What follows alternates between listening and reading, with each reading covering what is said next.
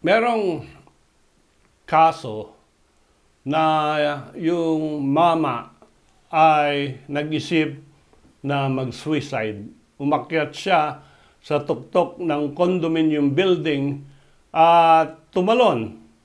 Unfortunately, pagbagsak niya, may dumadaan na tao, tinamaan yung tao at namatay yung dumadaan na tao. Question, meron bang criminal liability yung taong nagtangkang mag-suicide, no? Galing sa condominium top floor doon sa pagkamatay ng taong dumadaan. Ang ating Korte Suprema sabi the man is criminally liable for the death of the person he landed on.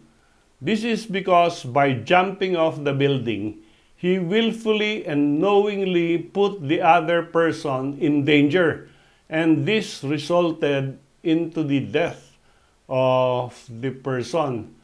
Of course, it's still illegal to commit suicide. In fact, meron din tayong revised penal code provision na assisting suicide is also punishable under the revised penal code.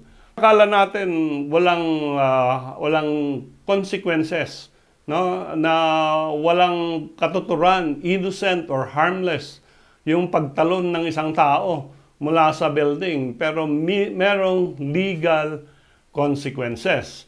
And napanood nyo yung RNG report on a bouncer, nagre-referee sa mga nagrarambulan na kabataan at naitapon niya yung isang kabataan at tinamaan doon sa pavement yung ulo.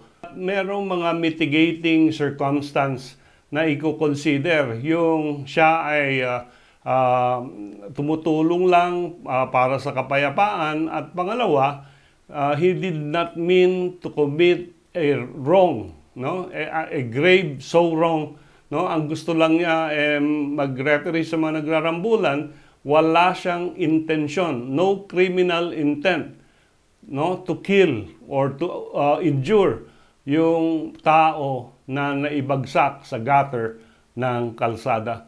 So, doon ang kaso ni Jab Quial versus the Court of Appeals and the people of the Philippines.